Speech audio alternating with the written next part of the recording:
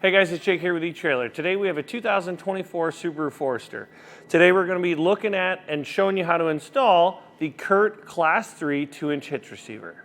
Adding a trailer hitch to the back of your Forester is going to allow you to haul bike racks, cargo carriers, many other accessories, and if you want to pull a small trailer, when you pair this hitch with 4-pole or 7-pole wiring, that is going to allow you to safely pull those trailers down the road. Your 2-inch by 2-inch hitch receiver tube opening is going to give you a lot of different options for accessories out there on the market. We have a 5/8 inch hitch pin hole here. This is going to accept your standard hitch pinning clip. You want to be sure to pick one up because the hitch does not come with one. We've got locking and non-locking hitch pins on our website. Your safety chain loops are going to be a plate style, which will fit safety chains of many different sizes and styles. I will say if you have a smaller S-hook style, if you're pulling a trailer, I would hook it on from the back side, and then it can hang down like this. Because what can happen is if you put it around like this, they tend to bind and they don't want to really get placed properly. But you can hook it like this and tow it like that. You just want to make sure that they are adjusted correctly. Now some measurements so you know how this is going to fit on your Forester. From the center of our hitch pin hole to the outermost part of our bumper is about 3.5 inches. You want to use that measurement when comparing it to accessories that you want to fold up to the back of your vehicle or just slide into your hitch. You want to compare that 3.5 inches to the measurement from the center of the hitch pin hole and the accessory to the closest part of the accessory. That will tell you whether or not those accessories are going to fit on your Forester with this hitch. From the ground to the top inside of the receiver tube is 14.5 inches. We do have the Wilderness package here, so it may be a little bit taller than your standard Foresters. But that is going to give you a good idea of what kind of rise or drop in a shank that you might need for those accessories. Now when it comes to the weight capacities of this hitch, you're going to have a max tongue weight capacity of 525 pounds and a max gross trailer weight capacity of 3,500 pounds. That is the trailer plus the load that you have mounted on top of it. You will want to check with your vehicle's owner's manual to see what your Forester is capable of handling when it comes to tongue weight and the max trailer weight. Compare that to the hitch and go with the lowest number between the Forester and the hitch. Now, if you're planning on using your Forester with weight distribution, if you're pulling a small camper or a trailer that you're trying to control the sway on, this particular hitch is not rated to use weight distribution with it, but the draw-tight 2-inch hitch receiver is rated for weight distribution, so you can check that out on our website. As far as the installation goes for this hitch, it is very, very simple. It installs like a lot of the other hitches available for the Forester. You simply have to remove a panel off the driver's side. You have to drop that down, lower your exhaust, take your exhaust shield down, trim it a little bit, lift your hitch up into place, and then you have to just get all your hardware secured down, torque down, put the panels back up. It's definitely a job you could do from home in your garage. There's more than enough space to lay under there and get this job done. But with that being said, let's go ahead and show you how to do it. To begin our installation, we're going to need to take down this plastic panel because it's covering up part of our frame rail that we need to get to. We'll take a flathead screwdriver and pop out these push pin fasteners. If you just pop out the center, then the base should shortly follow.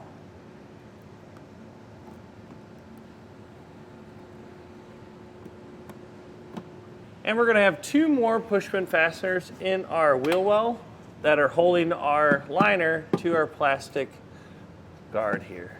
So we'll get up there and take those 2 out also.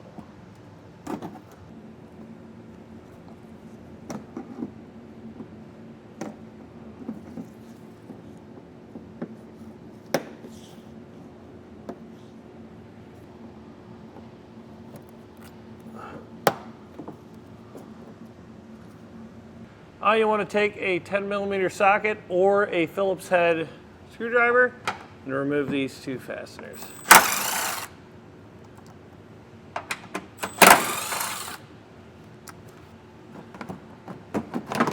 We can take our panel and start pulling it down. It looks like we did end up having 1 more push pin fastener up in our wheel well that we had to remove. Now up behind the fender liner, there is a little tab here that you have to pull out on. We ended up not having to remove that highest up push pin fastener because this is what was holding it on. So we've got this removed. It gives us a lot more room to work here. Now we're going to take a strap and run it across our springs just to support the exhaust, because we're going to get ready to lower it so that we can get our hitch lifted up and into place. Now we're going to take a pry bar. We soaked our hangers with some heavy duty silicone, and we're just going to pry these off, and this is going to give us some more room to be able to work.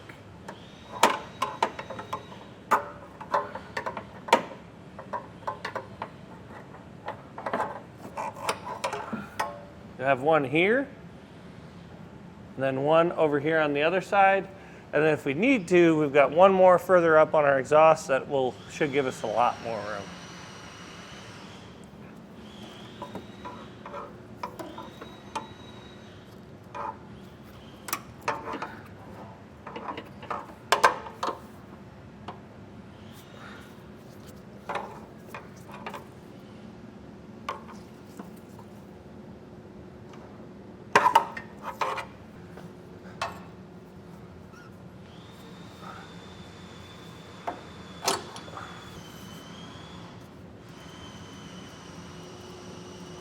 Now we've got 4 10mm head bolts that we have to remove from our heat shield because we're going to have to trim this heat shield, so we'll take this down.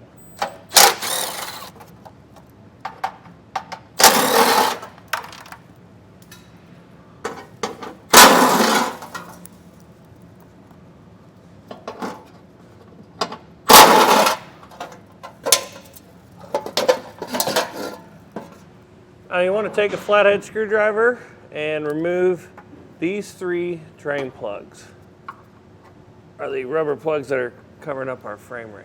We'll do that on both sides. Now in order to run our hardware for a hitch, we're going to have to pop this plug out, and this is going to be slightly larger than our other holes here. This is going to allow us to run our hardware up and into place in these 3 holes. Now what we'll want to do is you want to take a step bit, or if you have a die grinder, that works out too. Our access hole here is not going to be large enough to be able to fish wire our hardware up into place. We've got a set of our hardware here, but you can see the head of the bolt doesn't fit up, and neither does our spacer block. So we'll have to open that up so that we can get our hardware up there.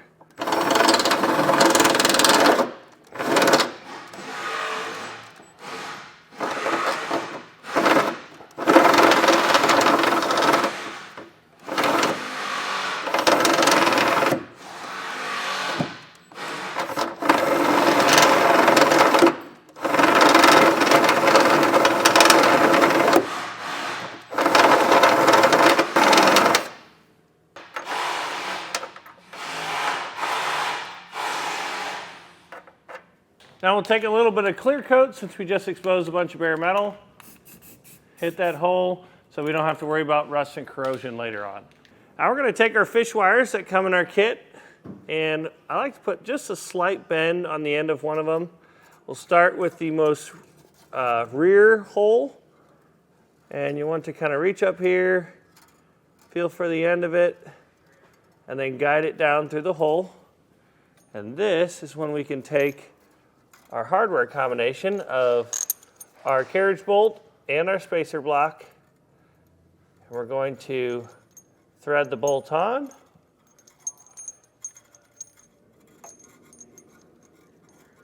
And we can take our carriage bolt, slide it up through our access hole, followed by the rest of the hardware. Pull it down through the hole, and we're going to repeat that same process for our remaining 2 holes on the driver's side, and then do the same on the passenger side. Before we lift our hitch into place, we're going to have to trim our heat shield. We'll mark it out the way that it shows in our diagram. You see a little M marking and an R with an arrow. You just need to cut essentially that whole section off. We're just going to use a set of tin snips in order to do this.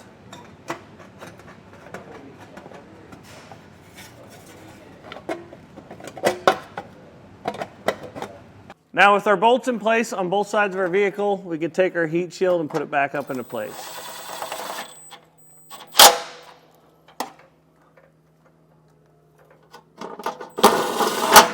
Now with that extra set of hands, we've got Aiden to help us out. We'll take our hitch, lift it up into place. You want to take your fish wires, run them down through the corresponding openings in the hitch. Once we got them all lined up, we can lift our hitch up over our exhaust. And we want to make sure that our bolts all pull down through the hitch properly. We'll rip off our lead wires, and then we'll follow it up with a flange nut.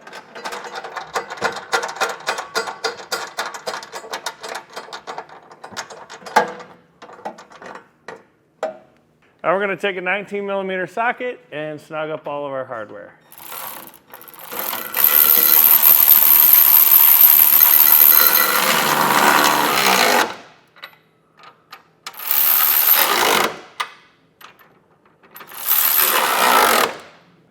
Now we need to take a torque wrench and torque our hardware to the specifications in the instructions.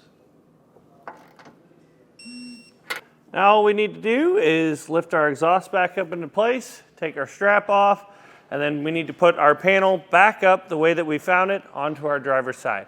But other than that, that's going to do it for the installation. Well guys, hopefully this video helped you decide whether or not the CURT Class 3 2-inch hitch receiver is right for you in your 2024 Subaru Forester.